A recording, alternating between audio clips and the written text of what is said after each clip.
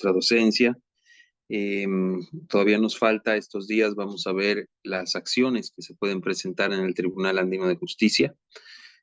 Hoy vamos a empezar con un tipo de acción que es la del recurso de nulidad, además de ver algunas generalidades y tratar de profundizar un poco más en cómo funciona el Tribunal Andino de Justicia. Como todas las clases, vamos a empezar dando una revisión del cuestionario que han dado el día de ayer. Lo vamos a hacer de manera muy rápida para que nos dé el tiempo para acabar con la sesión programada para hoy. Entonces, empezamos enviando a sus correos las calificaciones.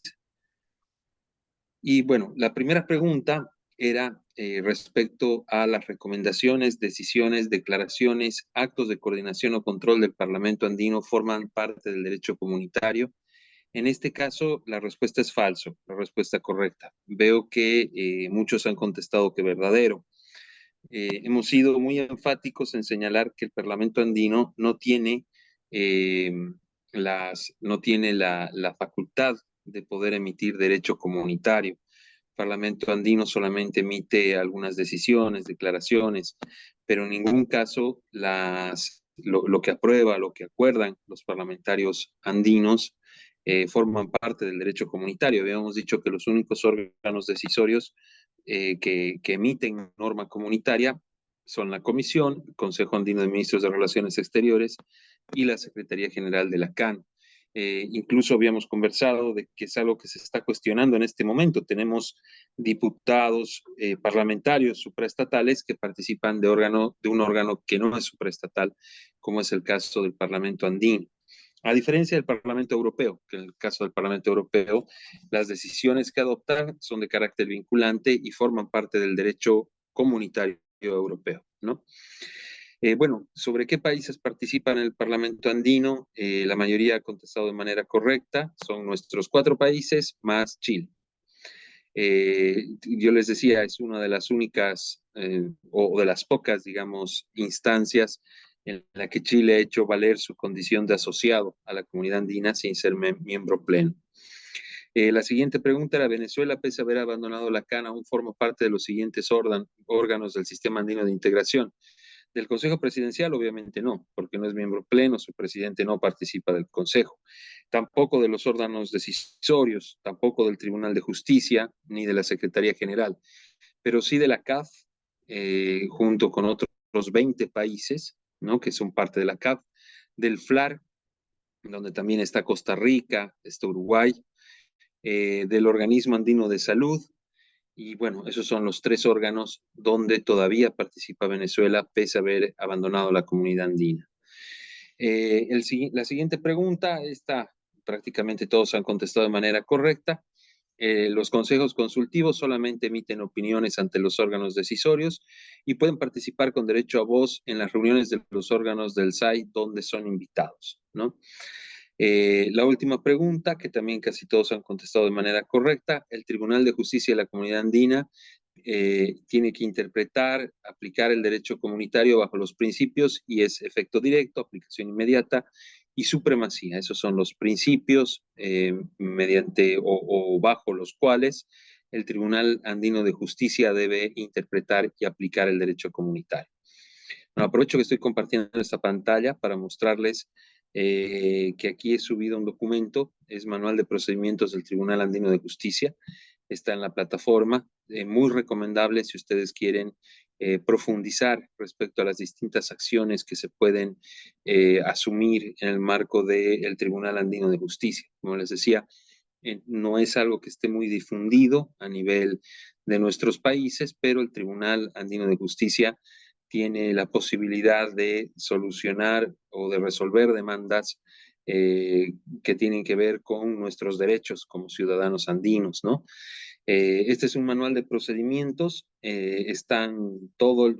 para cada tipo de acción que ustedes, que vamos a ver en estos días, hay una explicación muy clara de cuál es el tipo de acción, cuáles son los requisitos, cuál es el procedimiento para hacer cada una de las acciones.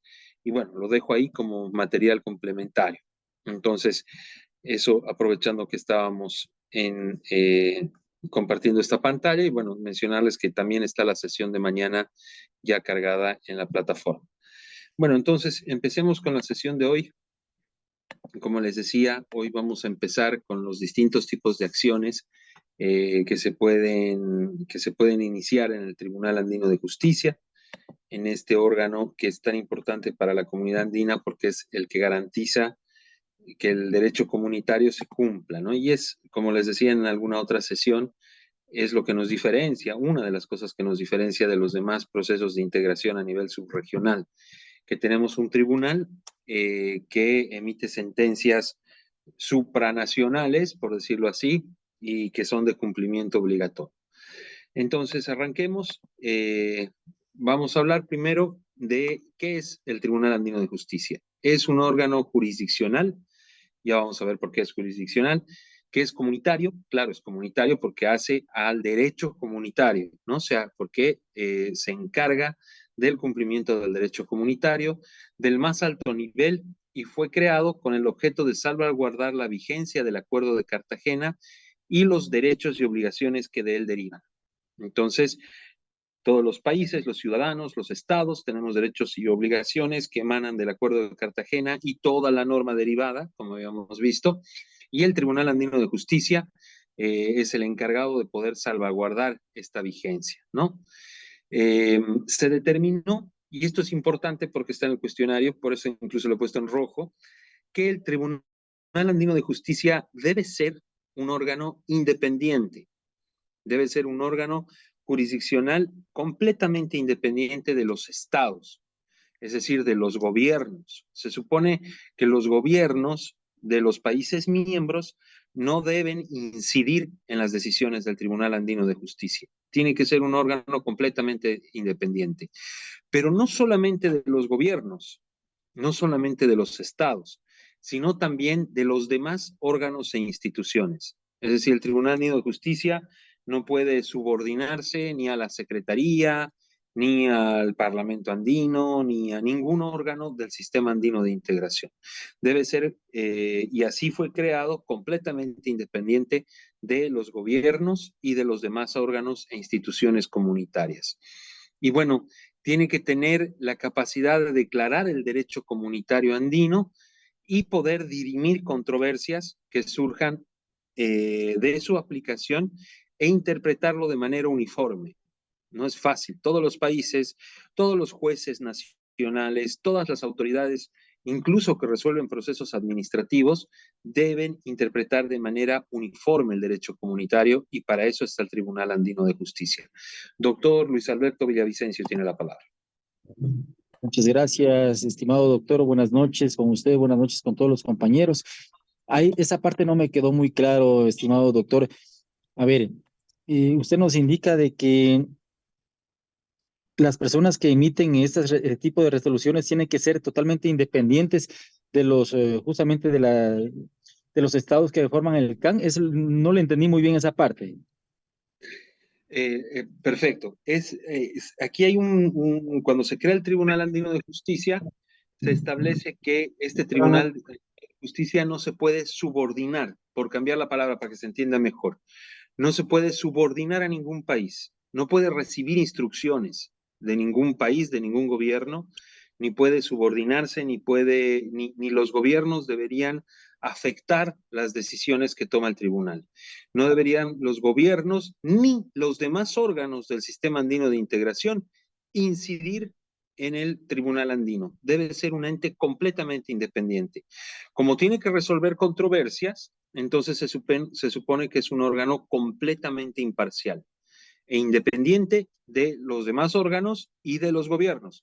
Es como cuando en nuestros países, yo sé que no es una analogía de lo más correcta, pero se supone que el poder legislativo, el poder ejecutivo y el poder judicial son completamente independientes entre sí.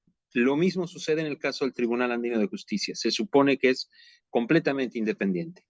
Pero se tiene, doctor, que, por ejemplo, los miembros del tribunal son justamente personas que han salido justamente representando a cada uno de los países del CAN, es lo que se tiene, ¿no es cierto? Exacto, es parte de la reflexión. Hace unos días hablábamos de eso Yo les digo, ha sido creado así, así dice la norma comunitaria, que es un ente completamente independiente. Pero en la práctica, lo que sucede es que los países presentan ternas de candidatos. Entonces, son los gobiernos, ni siquiera, o sea, el gobierno de turno, quiero dejarlo claro, presenta una lista de 3 personas para ocupar el cargo de magistrado en representación de, no en representación, como la cuota del país. Se supone que cuando un magistrado es elegido como tal, despoja de su nacionalidad, ya no es boliviano, ya no es colombiano, ya no es ecuatoriano y pasa a ser andino, ¿no? Pero para poderlo elegir, existe un procedimiento mediante el cual el gobierno de turno envía una terna. Dice, estos 3 son los candidatos de Bolivia. No es una selección, no es un proceso donde los postulantes presentan sus currículums, no. Directamente son los gobiernos que presentan 3 candidatos. De esos candidatos, de esos 3, se tiene que elegir un titular y 2 suplentes. O sea, los 3 van a entrar de magistrados, uno como titular y otros 2 como suplentes. Y en la práctica yo he estado en las reuniones de plenipotenciarios, porque esto se resuelve en Quito, en la reunión que se llama de plenipotenciarios, que básicamente son nuestros embajadores en Ecuador. Y bueno, hay un poco de negociación, ¿no? O sea, mira, yo entonces voy a aprobar tu candidato, el que tú quieres que sea titular, pero en la próxima elección, cuando le toque a mi candidato, yo voy a querer que me apoyes con mi candidato, ¿no? Entonces, al final, provienen de los gobiernos los magistrados. Así que sí, hay una contradicción, doctor. Está, porque eso es lo que sucede en la práctica. Pero por eso en la pregunta del cuestionario me estoy adelantando, he puesto se supone o debería, ¿no? Porque así debería ser, deberían ser completamente independientes. Y bueno, también vemos eso cuando se resuelven las controversias. Si digamos se demanda a Ecuador, el magistrado de Ecuador normalmente vota a favor de Ecuador. Cuando se demanda a Perú, O Perú, debería en ese caso excusarse más bien de conocer esa causa y exacto, existe esa posibilidad. Se puede, si nuestro magistrado, el que está actualmente para el tema de combustible, se ha excusado.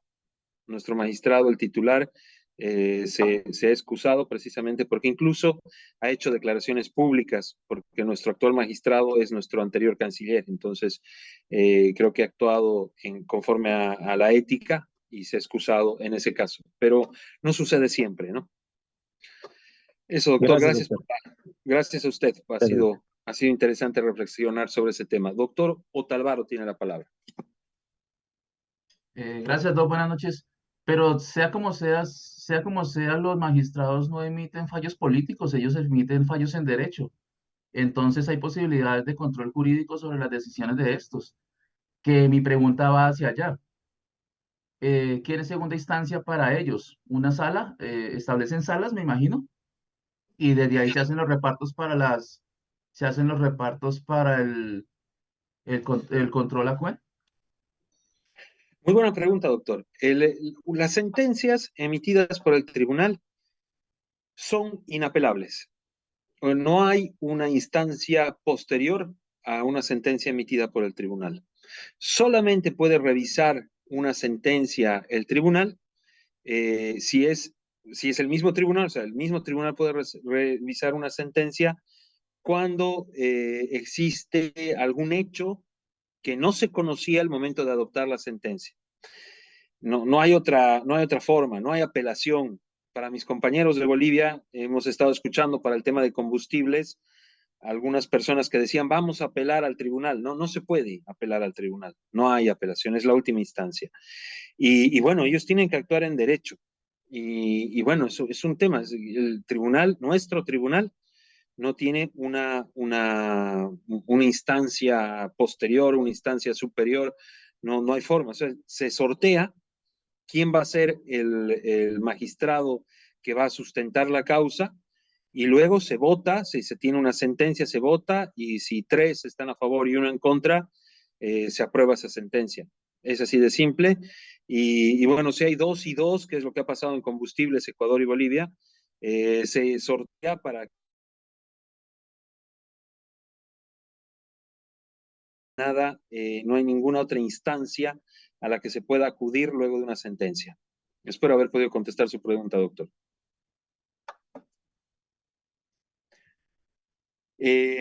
Doctor Velepucha tiene la palabra.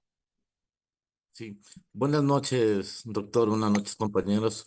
Una inquietud, ¿qué vinculación tienen los tratados e instrumentos internacionales de derechos humanos referente a lo que acaban de manifestar los compañeros? Porque hay de por medio el derecho a ser juzgado por un juez imparcial. ¿Hasta qué punto se podría haber afectado este particular? Porque el derecho a ser juzgado por un juez imparcial, más que ser parte de la tutela judicial efectiva, es un derecho fundamental, es un derecho humano, reconocido por muchos instrumentos. Entonces, me gustaría, si nos puede explicar qué vinculación tiene. Bueno, vinculación, usted me sabrá decir, Doc, el asunto de si en efecto tienen la obligación de sujetarse el Tribunal Andino de Justicia. Yo entendería que sí, porque el asunto del juez imparcial o mecanismos como los que habló el compañero, eh, me parece bastante importante. Es más, es la base o parte del debido proceso. Gracias, Doc. Muchas gracias, doctor, por el comentario. Nuestro estatuto de creación del tribunal, tal como está en rojo en la diapositiva, establece que debe ser independiente de los gobiernos, de los países miembros y de los demás órganos e instituciones comunitarios. Yo les comentaba un poco lo que sucede en la práctica, ¿no? Ahora tenemos que tener claro algo. El Tribunal Andino de Justicia no juzga, no resuelve acciones contra las personas, contra los particulares. Es básicamente contra los estados y Claro. contra los demás órganos del SAI, ¿no? Del Sistema Andino de Integración. En ningún caso contra las personas como tal. Sí, Pero pero sí se ha es... previsto, por eso le decía, se ha previsto que este tribunal sea independiente. Ahora, en la práctica, en el mecanismo de selección, estoy hablando del mecanismo de selección, los magistrados son propuestos por los gobiernos, pero una vez que se vuelven magistrados, se supone que son los primeros que deberían cumplir la norma y no recibir injerencia ni de gobiernos ni de otros órganos del SAI. No sé si he podido contestar su pregunta, doctor. Entiendo su preocupación porque estamos hablando de otro tipo o sea, estamos hablando de cortes, de instancias donde se resuelven temas relacionados a los derechos humanos, pero creo que es independiente de este caso del Tribunal de Justicia, que lo que resuelve son temas vinculados directamente al derecho comunitario. Sí, Doc, gracias. Tenía esta duda justamente porque si más allá del derecho civil, penal, constitucional, contencioso administrativo, comunitario, una máxima es el derecho. Yo sé que no se juzgan a las personas, pero evidentemente el juez tiene que ser imparcial por encima de todo y el proceso es neutro, entonces tenía esta inquietud. Excelente, doctor. Ahora, se puede recusar a un magistrado. Yo puedo Ujú. decir, yo puedo agarrar y decir, no, este magistrado, miren, ha hecho declaraciones públicas, ha emitido su criterio antes de ser magistrado, ha dicho que este país tiene la razón, entonces yo lo voy a recusar. Entonces, como país, ¿no? Como parte del proceso, puedo recusarlo y puedo pedir que él se aleje de la causa, ¿no? Entonces, si es que soy una parte involucrada, eso lo tengo permitido, pero depende otra vez de los mismos magistrados resolver esa recusación. Muchas gracias, doctor, por la intervención. Doctor Villavicencio tiene la palabra. Muchas gracias, estimado doctor. Le quería hacer una pregunta relacionada justamente a lo que, bueno, en parte lo que mencionó el compañero Manuel Velepucha, y es justamente de que el momento que emiten las resoluciones, en este caso, el Tribunal Andino de Justicia, ¿Quién hace ese control jurisdiccional? ¿Quién los controla a ellos? Es la pregunta en concreto, estimado doctor. Sí, la mía también, no hay nadie que los controle. Es una debilidad que tenemos en nuestro sistema andino de integración. No hay nadie, no hay forma. Hay cosas, yo les he comentado, hay cosas que a mí me causan hasta indignación, ¿no? Como por ejemplo que a través de una sentencia determinen que cada audiencia va a tener un costo de $1,000, porque dicen que su presupuesto es muy bajo. Que ese tipo de cosas a mí me parecen atropellos, pero no hay en nuestro sistema andino de integración forma de ni siquiera demandar. Ustedes han visto, tenemos acciones que podemos hacer contra la Secretaría, contra los estados, pero no se puede hacer nada contra el Tribunal Andino de Justicia. Es un ente completamente independiente y no hay forma de hacer ese control político. Es como les digo, una debilidad. Sería interesante si se podría en algún otro órgano poder estudiar, poder revisar las sentencias, poder incluso controlar un poco al Tribunal Andino de Justicia respecto a este tipo de estas modificaciones de los procedimientos. Vamos a ver, por ejemplo, que han generado un mecanismo que se llama el acto aclarado. Eso no es parte, o sea, no existe el acto aclarado en la norma andina comunitaria. Lo han hecho a través de una sentencia y no hay forma, porque desde los otros órganos se ha intentado, no hay forma de hacerle un control al Tribunal Andino de Justicia. Es una debilidad que miren, en la primera diapositiva ustedes la han identificado que tiene nuestro Tribunal Andino de Justicia. Muchas gracias, doctor, por la observación. Estimado doctor, y tengo otra pregunta. De pronto, a Adelante. ver, ¿habría la posibilidad en este caso de que justamente los estados que conforman el CAN, mediante de alguna forma eh, legal, pudieran en este caso, tomando en consideración de que no se puede, por principio universal, negar un recurso de apelación a los estados miembros, tomar en consideración, por ejemplo, a otros estados que conforman, no que conforman el CAN, sino que justamente son de parte de Sudamérica, por ejemplo, que le digo que Venezuela, que le digo Chile, que le digo Argentina, eh, conformar un tribunal por parte de estas personas y puedan evaluar y resolver sobre esas sentencias que emitió justamente el Tribunal de Justicia Andina. ¿Habría esa posibilidad legal? Es la La pregunta, única, doctor. no, está muy bien la pregunta y es muy buena la idea también, conformar una especie de tribunal ad hoc que se conforme solamente cuando exista una especie de apelación. Ahí lo que tendríamos que hacer es cambiar el tratado constitutivo del Tribunal Andino de Justicia. Ahí hace falta mucha voluntad política porque tendríamos que lograr que luego de cambiar, ustedes saben que el derecho originario se ratifica a través de los parlamentos, etcétera. Vamos a tener que ratificar esa norma. No se puede mediante una decisión con derecho derivado, porque el mecanismo y la inapelabilidad al Tribunal Andino de Justicia está establecido en el estatuto de creación del tribunal. Entonces, se podría, es una muy buena iniciativa, sería parte de alguna reingeniería que habría que hacer que implique la modificación de nuestros tratados constitutivos, pero es muy buena idea y sería interesante, y más ahora que estamos teniendo tantas dificultades en el tribunal. Y bueno, ahí podríamos aprovechar también para darle otra función al Parlamento andino, reestructurar, adecuar nuestro sistema andino de integración a lo que hoy necesitan nuestros países. Muchas gracias por la intervención, doctor. Gracias a usted, doctor. Alguien está pidiendo la palabra que dice usuario de Zoom. Si pudiera presentarse, como no tengo su nombre. Sí, doctor Limber Arroyo Martínez. Mucho gusto, doctor Arroyo. Adelante.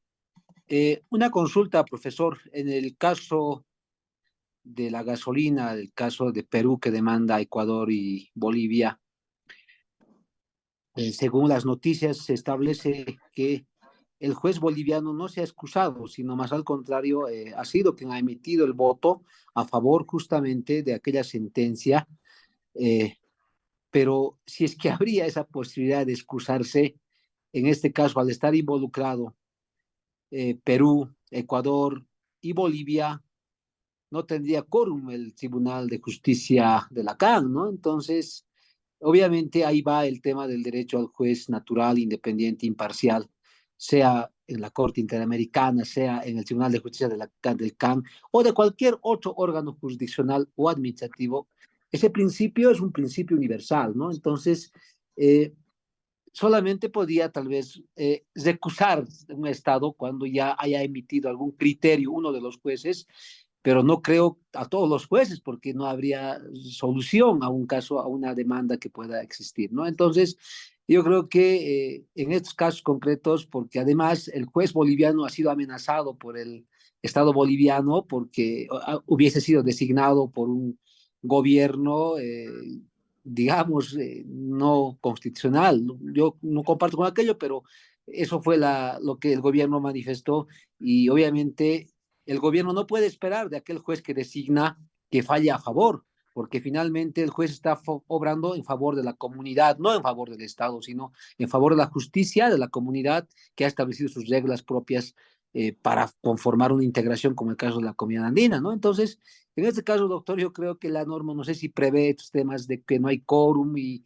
otros elementos, ¿no? Y cuál es la seguridad de una autoridad, de un juez de la CAN, para que no sea, digamos, destituido, sino cuál es el tiempo que tienen o el Estado puede retirar a su juez simplemente porque ha entrado otro gobierno y obviamente ya eso no tendría seguridad jurídica y otros elementos que se estuviera vulnerando, ¿no? Eso sería, profesor, mi participación. Muy bien, muchas gracias, doctor. Son varios temas. Primero, vámonos a el tema concreto de combustibles. Ecuador y Bolivia, pues la demanda presentada por Perú. Ahí hacer una aclaración. El magistrado en ese momento no se recusó, tampoco tenía por qué recusarse, ¿no? Porque no ha emitido un criterio previo, no se recusó. No, o sea, se mantuvo, ¿no? Fue parte y falló a favor de Perú, en contra de Bolivia y en contra de Ecuador. Lo que sucedió ahí es que fueron 2-2. Colombia, y esto les cuento, ¿no? Cómo fue, Colombia y Ecuador votaron en contra de la sentencia. Y Bolivia y Perú, que era el demandante, votaron a favor de la sentencia. Entonces teníamos 2-2. Ese problema se generó cuando se salió Venezuela, porque antes eran 5, entonces no había posibilidad de empate. ¿Cuál es el mecanismo? Si es que existe si existe un magistrado que es recusado o directamente se abstiene de participar, lo que se hace es un sorteo. Y el que sale sorteado, el país que sale sorteado, va con su primer suplente, ¿no? Entonces no es que no hay quórum, hay un mecanismo para poder suplir, digamos, a un magistrado que se es recusado o que directamente se abstiene de participar del proceso. Bolivia y Ecuador obtuvieron una sentencia desfavorable. La sentencia dice que estamos incumpliendo la norma comunitaria y bueno, luego de eso se cambia el magistrado, no lo cambia Bolivia, ahí yo quiero ser muy claro, los magistrados no pueden ser cambiados por los gobiernos, no funciona así, o cumplen su periodo o presentan su renuncia. El magistrado boliviano, que fue nombrado por el gobierno de la señora Áñez, presentó su renuncia. Presentó su renuncia y entró un nuevo magistrado. Ya vamos a ver cuáles son los magistrados que están ahora en la comunidad, en el Tribunal Andino. Este nuevo magistrado había dado declaraciones mientras ejercía como ministro de Estado en Bolivia. Entonces, se había ya sentenciado, se había emitido la sentencia de incumplimiento. Bolivia ha presentado las medidas adoptadas para cumplir la sentencia, pero Perú no le parecieron suficientes y presentó un proceso por desacato. Un proceso por desacato es un proceso sumario cuando un país no cumple con una sentencia del Tribunal Andino de Justicia. Para esta segunda parte, que todavía no se ha resuelto, el magistrado boliviano se abstuvo de formar parte porque precisamente ha dado declaraciones públicas, ¿no? Entonces, antes de que algún país lo recuse, él ha decidido excusarse y no ser parte de esta fase de desacato. Pero para dejar claro, un gobierno no es que entra y sale. Ahora, lo que ha pasado con el magistrado nombrado por el gobierno de la señora Áñez, no, es mucho más profundo. El problema es que ha sido nombrado por los plenipotenciarios, pero Bolivia no tenía un plenipotenciario, porque ustedes saben, el gobierno de la señora Áñez no tenía control sobre la Asamblea Legislativa, y la única forma de ser embajador extraordinario y plenipotenciario es con la autorización del Senado. Cuando el Senado lo nombra embajador extraordinario y plenipotenciario, recién puede actuar como plenipotenciario en una reunión. Entonces mandó a un encargado de negocios ahí, con poderes que no tenía. Entonces ahí hubo un problema muy serio, porque hay usurpación de funciones y hay otros tipos. Yo no me voy a meter con el tema, ¿no? Tampoco soy el indicado porque yo también he sido parte de, o yo he analizado el tema en su momento. Y bueno, ese ha sido el problema, ese ha sido el tema. Y por eso es que el magistrado también ha decidido voluntariamente renunciar para que no continúe un proceso ahí por ese nombramiento. Pero no es el tema, digamos, ¿no? No es a donde quiero llegar. Lo que sí quiero dejar claro es que sí son independientes o deberían ser independientes. Otro tema, no se puede relevar a un magistrado, no hay forma, por más que cambie el gobierno, por más que suceda lo que suceda, el magistrado cumple su periodo de 5 años. De 5 años, si no me equivoco. Ahora no me acuerdo si eran 5 o 7. Creo que son 5 años y recién puede ser reemplazado.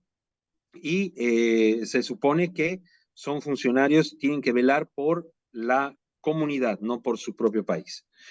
Gracias por la intervención, doctor. Continuemos. El doctor Otalvaro nos pide otra vez la palabra. Gracias, Doc. No, pues primero, pues un poco sorprendido, ¿no? Y segundo, si estamos hablando de los Estados miembros, son sujetos de derecho internacional. Yo no manejo con propiedad el derecho internacional, pero por ser sujetos de derecho internacional, ellos tienen unos derechos que se deben proteger. Y esa sería la razón de ser del tribunal. Uno, atendiendo estas condiciones, el tribunal tiene como el tribunal es autónomo, está entre, pero sobre los demás elementos constitutivos de la SAI. Entonces, me viene a mí a la mente que él tiene la potestad de autorregularse y autoestablecer o reformar sus propios estatutos y sus propios reglamentos, porque pues es autónomo, pero también por esa autonomía le da la posibilidad de él establecer sus propios reglamentos.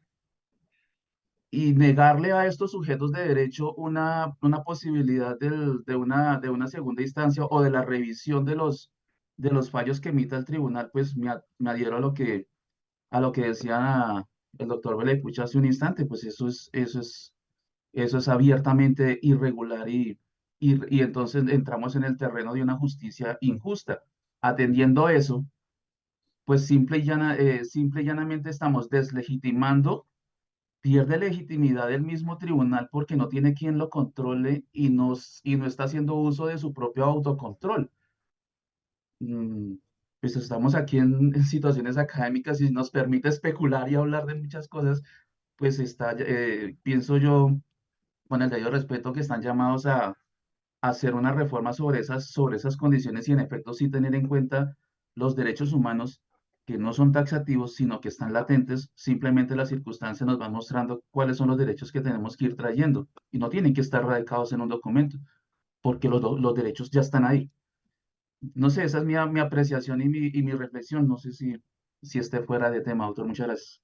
No, muchas gracias por la reflexión. Sí, no, es algo que venimos o que vengo observando hace mucho tiempo, porque al final es muy complicado, ¿no? O sea, el derecho comunitario está por encima de nuestras propias normas, las sentencias del tribunal están por encima de nuestros propios jueces, y que no exista un órgano o una posibilidad de revisar las sentencias del tribunal es algo realmente complicado.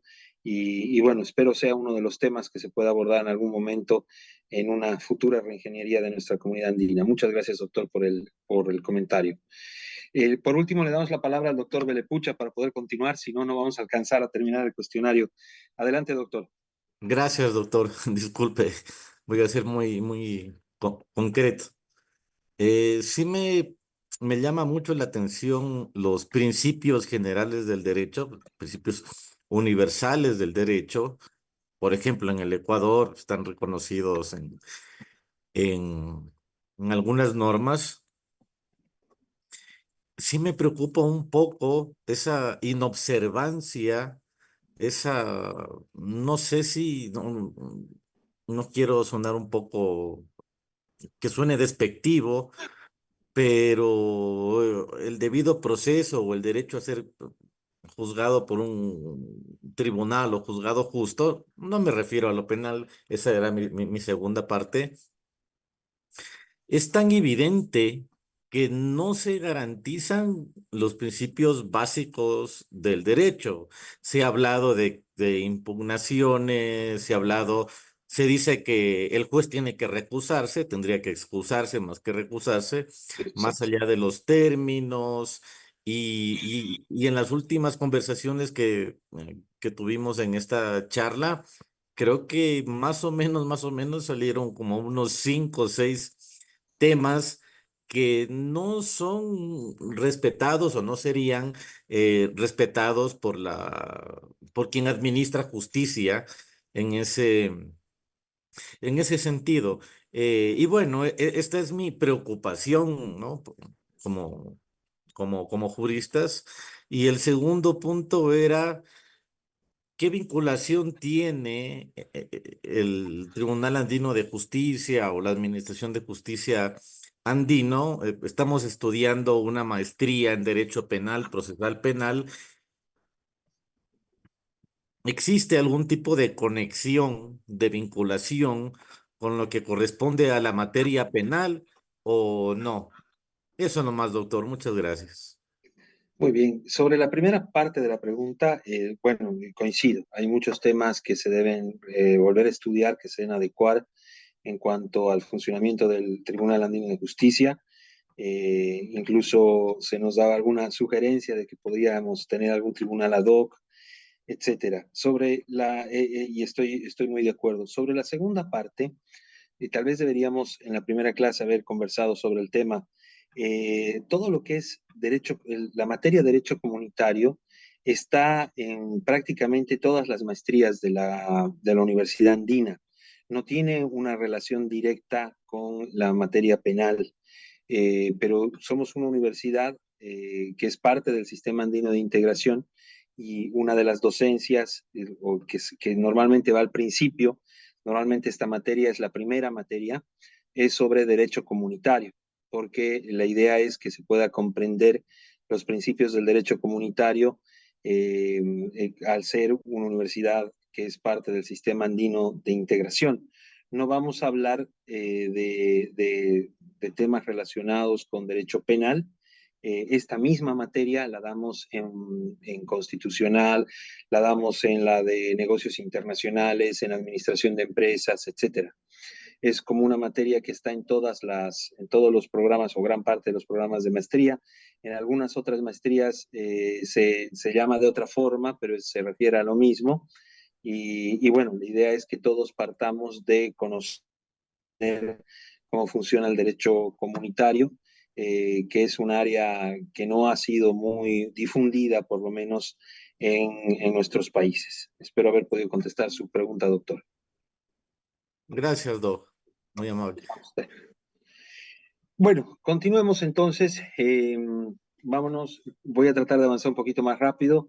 La solución de controversias en el Tratado de Creación del Tribunal Andino de Justicia determina, o sea, además de crear el Tribunal Andino de Justicia, tiene o especifica, digamos, que estas características de supranacionalidad que tiene nuestro esquema andino de integración.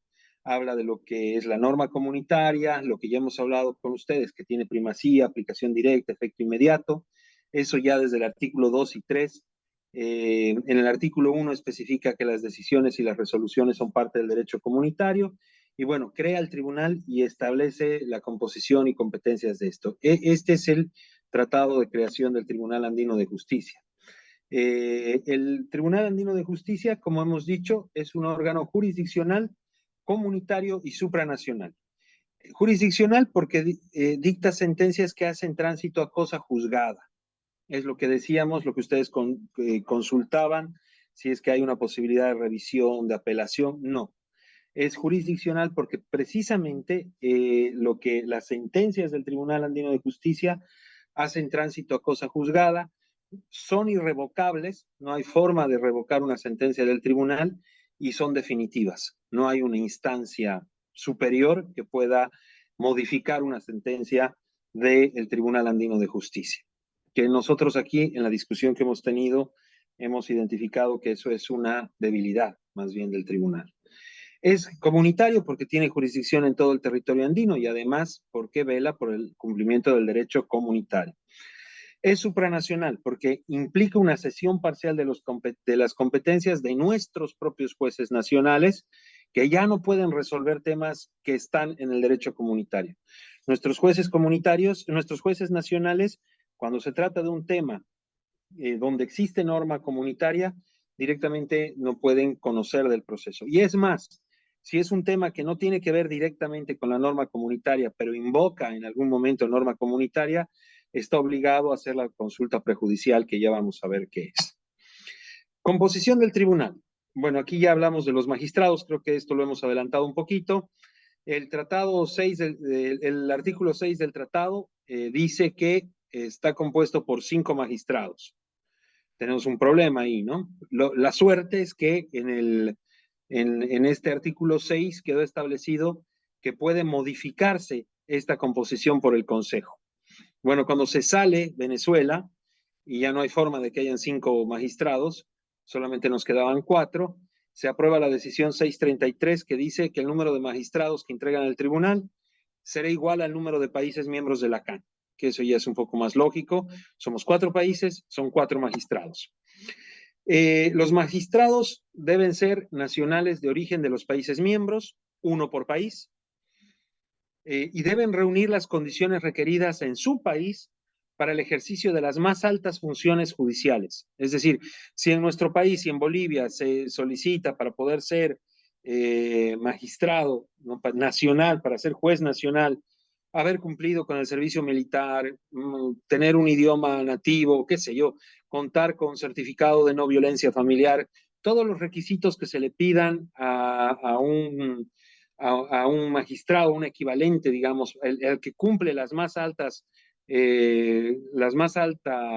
funciones judiciales en su país, debe cumplir para poder ser magistrado del tribunal. Ahora, aquí hay un problema que dice o cumple con todo lo que dice el país para poder cumplir las más altas funciones, o es jurisconsulto de notoria competencia. Yo ahí eso también lo noto como una debilidad. Porque ¿qué es jurisconsulto de notoria competencia? O sea, ¿quién define qué es un jurisconsulto de notoria competencia? ¿A criterio de quién?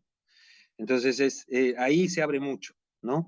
O sea, prácticamente cualquiera podría ser, no requiere ni siquiera cumplir si es que nos vamos por el O, ¿no? Entonces, ahí sí hay un problema con el artículo 6 y bueno, ha sido utilizado eso para el nombramiento de algunos magistrados. ¿Quiénes son nuestros magistrados en este momento? El magistrado que es presidente del Tribunal Andino de Justicia es Salvador Crespo, que es de nacionalidad ecuatoriano. Sandra Charris, que es magistrada por Colombia. Ella fue presidenta hasta hace muy poco, ahora ya le toca Ecuador. Hugo Ramiro Gómez Zápac es magistrado peruano y el ex canciller de Bolivia, Rogelio Maita, es magistrado por Bolivia. Entonces, es la composición actual de nuestro tribunal. Bueno, continuemos. Tiene ciertas particularidades que ya las hemos conversado en las sesiones anteriores. Por un lado, es permanente, o sea, tiene una sede, atiende o recibe demandas, recibe procesos de manera continua en sus oficinas. No es un tribunal ad hoc que se junta, que se conforma para resolver una situación particular, como es en otros casos, como en el Mercosur, como en la OMC, y es vinculante. Otra vez, lo que les decía, que tal vez podría ser una debilidad, porque es definitivo, no solamente vinculante, ¿no? Las sentencias tienen fuerza obligatoria, es de carácter de cosa juzgada al partir del día siguiente de la notificación y es aplicable en el territorio de los países miembros sin necesidad de homologar o ningún trámite interno en el país. Se emite la sentencia del tribunal y desde el momento que se notifica es de obligatorio cumplimiento. No hace falta que ninguna institución de alguno de los estados homologue, haga algún procedimiento interno, nada. Es igual que las decisiones y las resoluciones. Bueno, es exclusivo y excluyente. Esto ya lo habíamos conversado. No pueden, los países miembros no pueden someter ninguna controversia que surja con motivo de la aplicación de las normas del ordenamiento jurídico comunitario a ningún otro tribunal, no puede ir a ningún sistema de arbitraje ni ningún procedimiento que no sea el del Tribunal Andino de Justicia. Los temas que tienen que ver con derecho comunitario exclusivamente se resuelven en el marco del Tribunal Andino de Justicia, no en ningún otro foro, ni en la justicia nacional, ni en ningún otro espacio. O sea, yo no puedo ir a discutir una norma comunitaria a la OMC, al Tribunal de Solución de Controversias, o tampoco puedo ir al sistema de solución de controversias de la LADI a discutir alguna interpretación de la norma andina. ¿Cuáles son las competencias que tiene el tribunal? Esto ya lo habíamos visto, pero vamos a hacer un repaso breve. La de nulidad, que es la que vamos a ver hoy, si alcanzamos, creo que sí. La de nulidad, la interpretación prejudicial. La de nulidad, yo les decía, es cuando una decisión o una resolución contradicen a la norma originaria, al propio tratado de o cuando ha habido algún vicio en la adopción, cuando ha habido algún tema. La interpretación prejudicial, que es cuando un juez nacional requiere la interpretación de alguna norma comunitaria para poder resolver su proceso. Esta interpretación prejudicial ahora se hace mucho menos, y vamos a ver por qué, porque el tribunal ha emitido lo que se llama el acto aclarado. La carga procesal del tribunal, yo les decía, es el tercer tribunal con más sentencias de todo el mundo. Y eso es a partir de estas interpretaciones prejudiciales. Cientos de veces se ha interpretado el mismo artículo de la decisión 486 y yo se los demuestro. ¿Por qué? Porque cada juez, cada administrador, cada autoridad que tiene que resolver algún tema le tenía que preguntar al tribunal. Ahora lo que se ha generado con el acto aclarado es jurisprudencia. Si el tema ya se ha interpretado, vaya y revise la jurisprudencia. Eso es básicamente el acto aclarado. Luego se tiene la acción de incumplimiento. Yo les decía, es la más temida por los países porque es cuando un particular u otro país denuncia por incumplimiento, o la Secretaría General también puede denunciar por incumplimiento a algún Estado. Entonces, el Estado boliviano está incumpliendo tal norma del derecho comunitario. Luego está el recurso por omisión o inactividad, que es cuando un órgano decisorio del Sistema Andino de Integración no está haciendo su trabajo, ¿no? Entonces, se presenta este tipo de recursos. La función arbitral, que les he dicho, es muy pobre. Creo que solamente han habido 2 casos que ha servido el tribunal como árbitro. Y la jurisdicción laboral, que es para resolver los reclamos en materia laboral de los funcionarios del Sistema Andino de Integración. Bueno, vamos a la acción de nulidad. Es el primer tipo de acción que se puede presentar en el Tribunal Andino de Justicia. Entonces, el artículo 17, que es desde donde se empieza a explicitar la acción de nulidad del Tratado de Creación del Tribunal de Justicia de la CAN, establece que corresponde declarar la nulidad de las decisiones, ya sean del Consejo de Ministros de Relaciones Exteriores o de la Comisión, o las resoluciones de la Secretaría General, que son las 3 normas, las decisiones y las resoluciones son las normas supranacionales que conforman el derecho comunitario, dictados o acordados en contravención a las normas que conforman el ordenamiento jurídico comunitario andino. Puede ser por desviación de poder, bueno, esto se refiere a la práctica indebida en que se utilizan facultades para fines distintos de los que se le ha otorgado estas facultades, o cuando sean impugnados por algún país miembro, por el propio Consejo Andino de Ministros de Relaciones Exteriores, la Comisión o la Secretaría General, incluso personas naturales o jurídicas, si es que se cumplen algunos requerimientos que vamos a ver ahora. Entonces, para resumir, una acción de nulidad se presenta contra decisiones tanto del Consejo Andino como de la Comisión, o contra resoluciones cuando éstas han sido adoptadas a través de una práctica indebida o de manera que no condice con el ordenamiento jurídico comunitario, o cuando estas decisiones o resoluciones contradicen una norma de superior categoría, lo pongamos así, es decir, con el derecho originario. Ahora, una resolución de la CAN está por debajo de una decisión. Si una resolución contradice una decisión, entonces también se puede presentar este recurso de nulidad. Entonces, profundicemos un poquito más sobre este tema. Es lo que les decía en resumidas, ¿no? Que el Tribunal de Justicia debe controlar que estas decisiones y que las resoluciones se adopten en conformidad al Acuerdo de Cartagena y Tratado del Tribunal. Y cuando infringe una norma comunitaria superior, que es lo que les decía, o un principio de derecho comunitario andino, el tribunal puede declarar su nulidad y dejarla sin efecto. ¿Cuáles son las causales para que el Tribunal Andino de Justicia pueda determinar la nulidad? Por un lado, la incompetencia, ¿no? Que un órgano decisorio adopte una decisión que no le correspondía adoptar, o que la Secretaría, por resolución, quiera adoptar normas que no le competen. El vicio de forma, que no se ha seguido con el procedimiento, la desviación de poder, cuando es una práctica que no debería realizarse, debido a que se han utilizado facultades que no eran para eso. Un falso supuesto de hecho o de derecho, que ustedes son expertos en el tema, cuando se tiene un supuesto que motiva esta resolución o esta decisión que no es correcto, y cuando existe imposibilidad, ilicitud o indeterminación del contenido del acto. Entonces, así dice nuestro artículo 17, que son las razones para poder declarar nula una norma comunitaria y hacer una decisión o una resolución. Esto repasando, porque ya lo hemos visto, ¿quiénes pueden interponer una acción de nulidad? Los órganos decisorios, es decir, el Consejo de Ministros, la Comisión y la Secretaría General. Un país miembro lo puede hacer, o una persona natural y jurídica.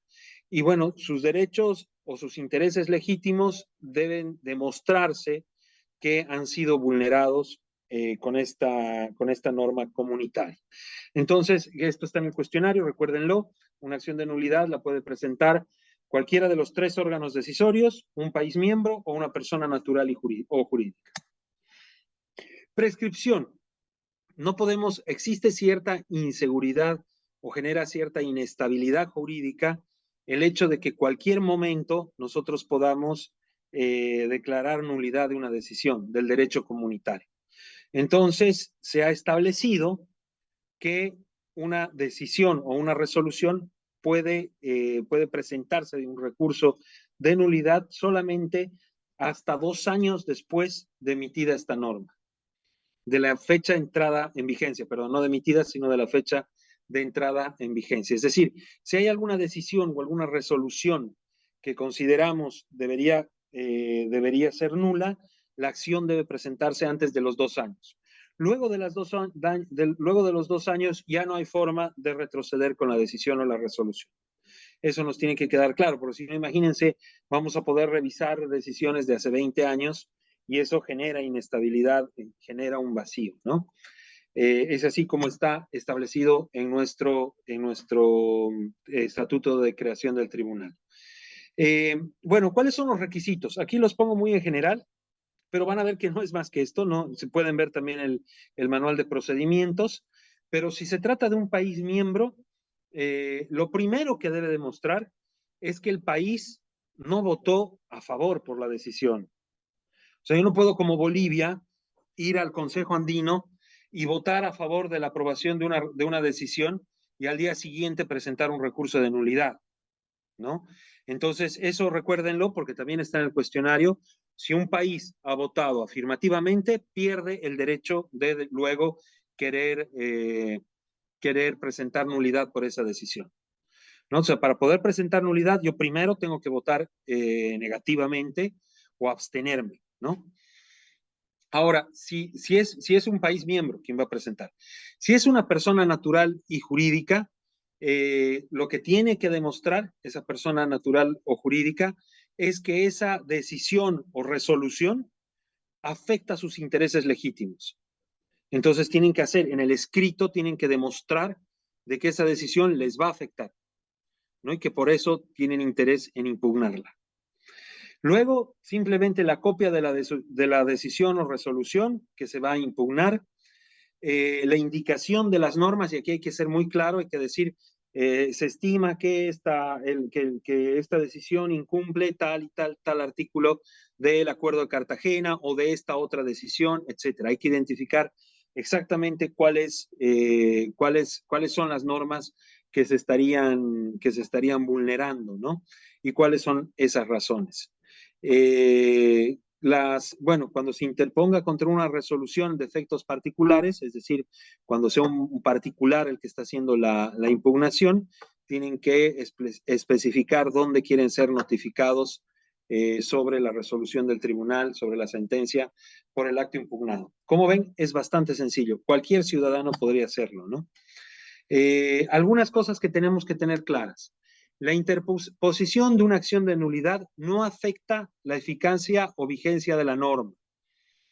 Es decir, no por el hecho de que yo he presentado una acción de nulidad, la norma se suspende en su aplicación. Salvo que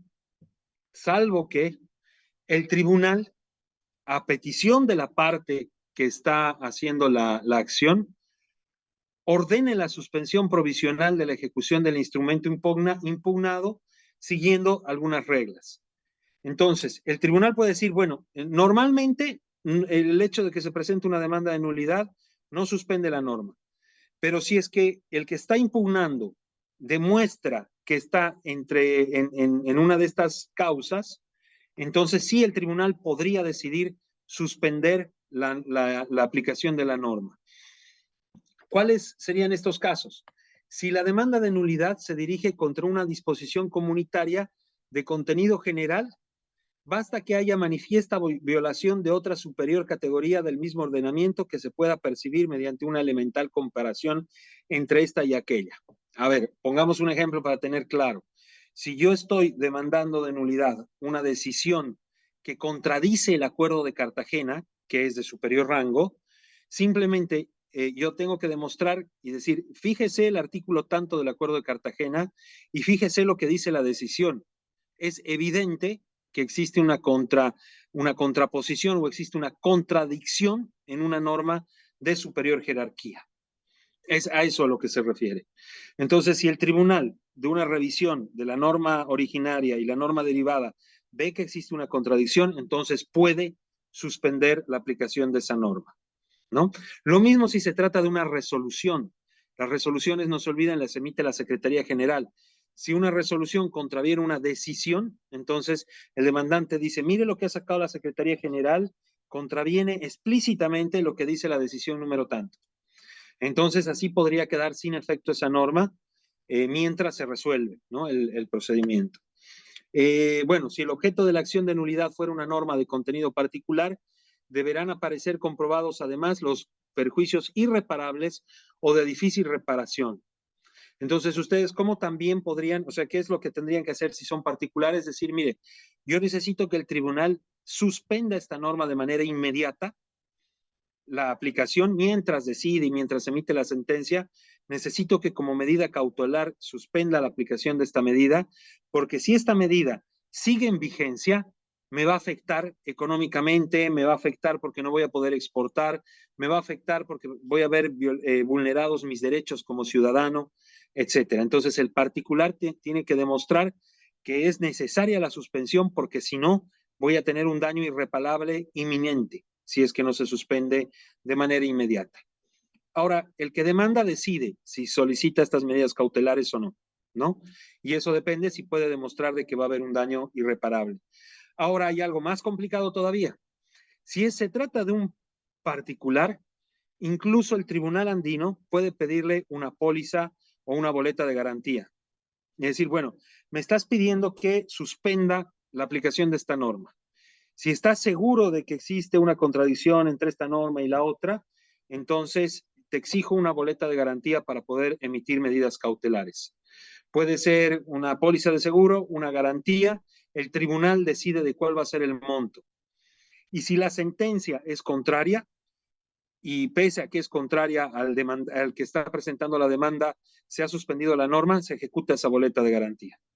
Es como para que el particular, antes de pedir la suspensión o pedir la medida cautelar, esté seguro de lo que está haciendo, ¿no? De que es necesario y que existe algo irreparable o que se podría dar una afectación irreparable si es que la norma no se suspende de manera inmediata. Como digo, esto es opcional, esto lo decide el que está presentando la demanda. Si el que está presentando la demanda puede esperar los 3 o 4 meses que tarda en emitirse una sentencia, entonces no pedirá medidas cautelares. Bueno, ¿cuáles son las opciones? ¿Qué es lo que puede hacer el tribunal?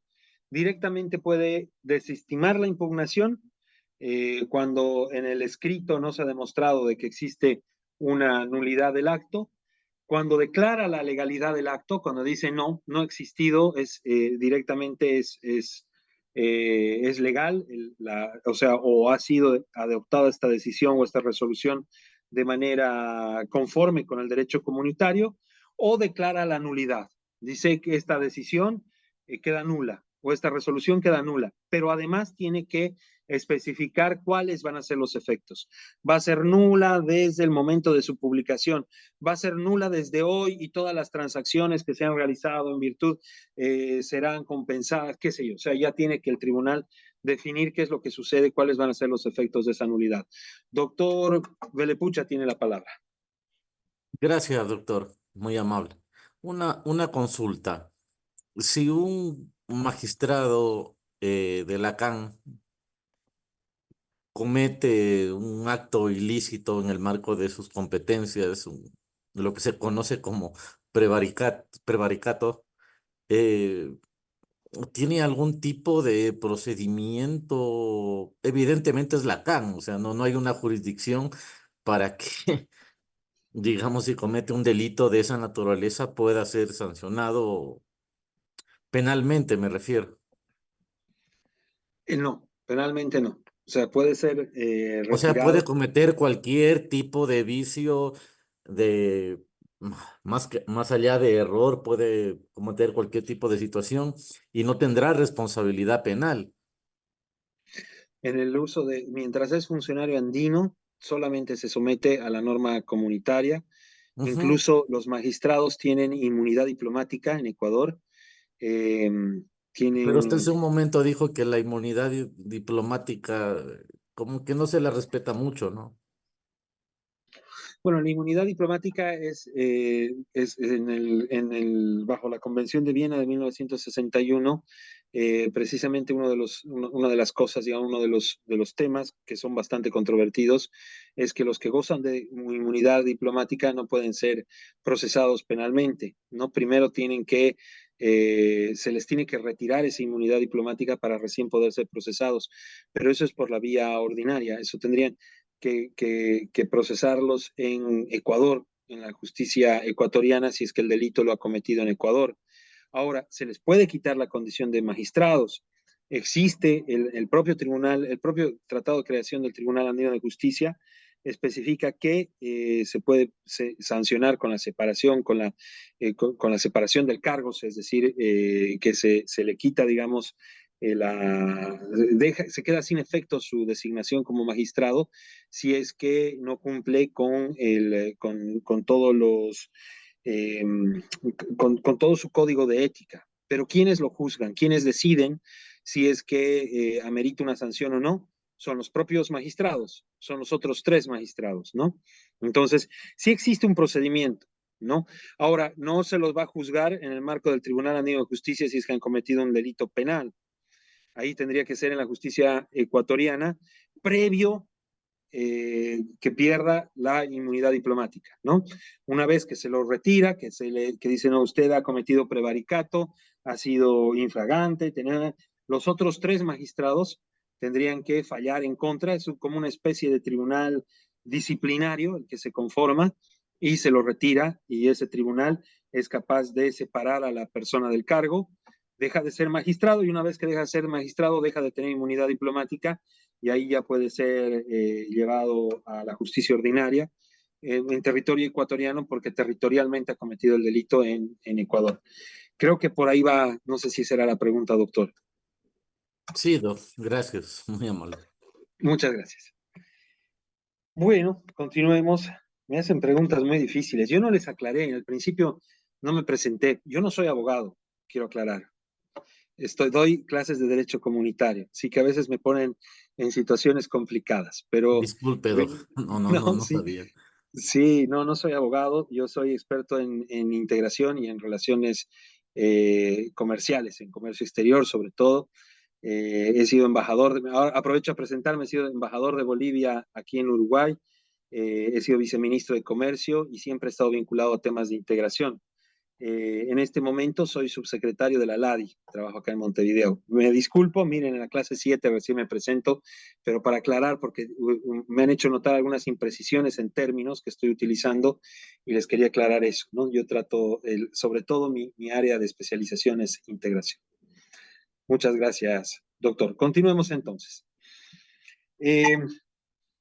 Bueno, este cuadrito es para mostrarles un poquito cómo ha ido funcionando el Tribunal Andino de Justicia.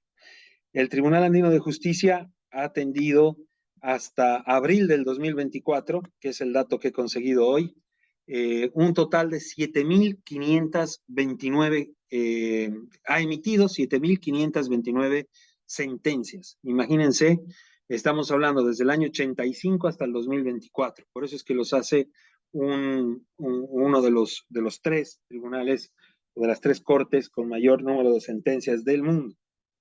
Entonces, pero quiero que vean la concentración. De estas 7.529, 7.254 son interpretaciones prejudiciales. En el caso de nulidad, que es lo que acabamos de ver, solamente han atendido, ni siquiera, han recibido 82. Ya han atendido 78, eso quiere decir que tienen 4 pendientes para poder emitir sentencia. Entonces, no es, existen, o sea, hay varios, enseguida vamos a ver en el sitio web, existen varias acciones de nulidad, ya son 82, pero no es un recurso que se utilice tan frecuentemente como, por ejemplo, los de incumplimiento o las interpretaciones prejudiciales que hacen al 98% de las sentencias emitidas por el tribunal. Aquí les quería mostrar lo de los arbitrajes. Apenas 2 veces desde 1985 se ha utilizado esta función arbitral. Bueno, continuemos eso para que vean un poco cómo ha ido trabajando. Aquí voy a ir muy rápido, solamente es para mostrarles, y voy a compartir la pantalla de mi explorador.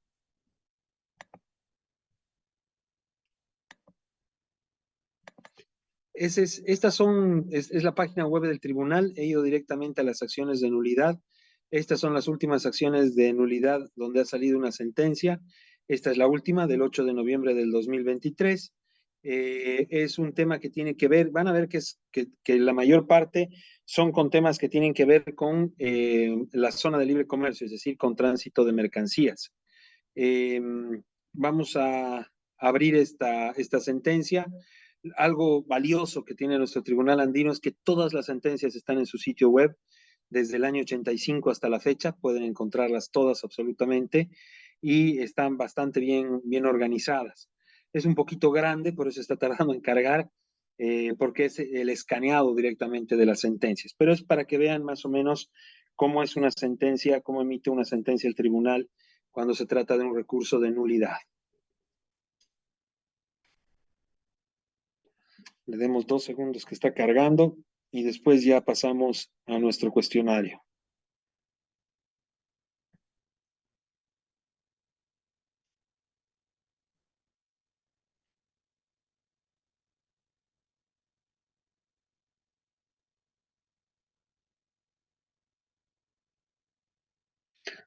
Aquí está. Entonces, ha sido, igual que todas las sentencias, son publicadas en la Gaceta Oficial del Acuerdo de Cartagena, donde no solamente se publican las sentencias, sino también las decisiones y las resoluciones.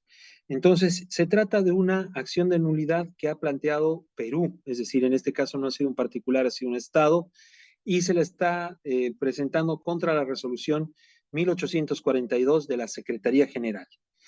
Entonces, vamos a hacer un breve repaso. Son los vistos, los considerandos. Y bueno, aquí nos dice que en el 2018 Perú presentó una demanda de acción de nulidad contra esta resolución. A través de un auto del mismo 2018, el tribunal admitió el trámite, podría no admitir, y notificó a la Secretaría General de que existía esta demanda de nulidad. La Secretaría contesta la demanda, que esto sucede siempre, o sea, la parte que está siendo demandada tiene oportunidad de poder contestar la demanda y hizo una excepción previa de falta de competencia del tribunal. El tribunal no tomó en cuenta la excepción previa de la Secretaría y determinó de que sí es competente para poder ver esta acción. Bueno, sigue habiendo un intercambio de notas. Como ven, por auto del 15 de diciembre, el tribunal declara infundada la excepción previa por falta de competencia del tribunal y continúa entonces el proceso. El tribunal decidió no convocar a una audiencia pública directamente. Bastó con los documentos que recibió de la Secretaría y del país, en este caso de Perú. La Secretaría presentó sus alegatos de conclusión y Perú presentó sus alegatos de conclusión en el 2023, en agosto, ¿no? Y bueno, luego ya empieza a decir cuáles han sido los fundamentos de Perú. Y lo que dice Perú es que la Secretaría General no habría realizado una correcta interpretación del artículo 16 de la decisión 416, que es para calificar origen. Decíamos, para que una mercancía pueda ser considerada originaria, tiene que cumplir ciertos requisitos. Entonces dice que esta resolución que emitió la Secretaría no está interpretando bien la decisión 416, ¿no? ¿Por qué? Porque dice que la carga de prueba sobre el origen de la mercancía debería ser del país miembro importador. Es lo que dice Perú. Y la Secretaría General, también dice Perú, no habría motivado adecuadamente la razón por la cual 10 modelos de cocinas producidas por una empresa peruana seguramente sí cumplían con las normas y con el ordenamiento jurídico comunitario al hacer un análisis cuantitativo de insumos. Es muy técnico, tiene que ver con tránsito de mercancías, ¿no? Después habla sobre temas vinculados a la desviación de poder de la Secretaría General y dice que la Secretaría se habría pronunciado sobre aspectos que no formaron parte del requerimiento presentado por Perú. La Secretaría General hace su contestación, dice que la decisión 416 sí reconoce la posibilidad de que un país miembro dude del origen de una mercancía, pero que no abuse de ese derecho, pues la duda debe ser debidamente motivado. Habla de la regla general de origen para los productos ensamblados. Y si no me equivoco, esto es de hornos de cocina. Me estoy acordando de este proceso. Que dicen que no habría cumplido el requisito de origen. Bueno, ahí es donde se defiende Perú, perdón, la Secretaría General, se hace una explicación de todas las cuestiones de debate, luego se hace un análisis de las cuestiones de debate y aquí el tribunal habla ya desde el programa de liberación, hace toda una recopilación de antecedentes, de cuál es el espíritu del programa de liberación, no vamos a entrar porque es muy, muy detallado, muy técnico. Luego ya habla de lo que es la calificación de origen de las mercancías, hace todo un análisis y yo creo que ya estamos en condiciones de irnos a la parte resolutiva. Para no atrasarlo más, como ven, en este caso son 46 páginas la sentencia y es todo el análisis que hace el Tribunal Andino. Ya estamos terminando. Les pido un segundo que llegamos a la parte resolutiva. Entonces, la sentencia decide, primero, reconoce a Schembri, que es el director jurídico de la Secretaría, como abogado de la parte demandada, y declara infundada en todos sus extremos la demanda de nulidad presentada por la República del Perú. Es decir, le da la razón a la Secretaría General, pero en una tercera parte, exhorta a la Secretaría General para que el procedimiento administrativo a que se refiere el último párrafo del artículo 16 de la decisión 416, cuando haya hecho lugar, proceda conforme a las consideraciones expuestas. Entonces, seguramente es un tema de procedimiento para interpretar lo que dice este artículo 16. Y por cuarto, no condena en costas a la República del Perú. Entonces, esta es una demanda de nulidad. En este caso, Perú la habría presentado contra la Secretaría General por una resolución. El tribunal la ha declarado infundada. Entonces, habría que leer y bueno, como les digo, tenemos expertos en merciología, en normas de origen, etcétera. Son temas muy, muy técnicos, muy profundos que hacen a el comercio entre nuestros países. Era para que vean un poquito cómo se estructuraban estas decisiones, o perdón, estas sentencias de la Secretaría General. Yo creo que ya estamos listos para pasar al cuestionario. Les agradezco mucho la paciencia. Nos vamos a dar entonces los 10 minutos. Les voy a pasar, lo voy a abrir primero el cuestionario, les pido un segundo y les paso el link. Mientras voy abriendo el cuestionario, comentarles que he recibido los correos de varios de ustedes. También hay alguien que me ha escrito por WhatsApp, pero les pido que sea por correo para que yo los pueda habilitar. Y yo les quería proponer que el día jueves a las 9 en punto, o sea, luego de nuestras clases, puedan quedarse los que tienen estas situaciones especiales. Yo ya para el jueves en la noche a las 9 voy a tener listos los cuestionarios para que puedan recuperar, o para los que han tenido, los que habiendo asistido a las clases por diversas razones no hayan podido hacerme llegar sus respuestas porque han tenido problemas de conexión, hay un compañero que se ha subido a un avión, etcétera. Todos estos casos especiales les pido que los podamos resolver el jueves a las 9. Entonces, obviamente repasen las diapositivas de la sesión que les esté faltando y nos quedamos con los compañeros que tengan esa dificultad luego de la clase. Ya tengo listo el cuestionario. Solamente me falta compartirles el link.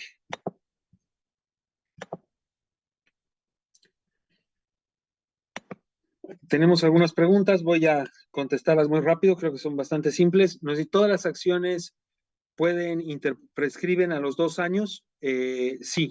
Las de nulidad, sí. No todas las acciones, solamente las de nulidad prescriben a los 2 años. Únicamente las de nulidad, no otras. ¿Por qué? Porque es precisamente para poderle dar seguridad jurídica a las decisiones que se emiten, que no sea que 20 años después se declaran nulas. A la siguiente pregunta, ¿bajo qué principios jurídicos se rige el Tribunal Andino de Justicia? La justicia es gratuita. Me pregunto lo mismo que usted, doctor. Exactamente lo mismo. A través de una sentencia han determinado que una audiencia vale $1,000. Doctor Velapucha tiene la palabra. No, doc, se me había levantado. Quedó la manito. Súper. Sí, Bueno, disculpe. entonces nos damos los 10 minutos y ya Sí. está el cuestionario.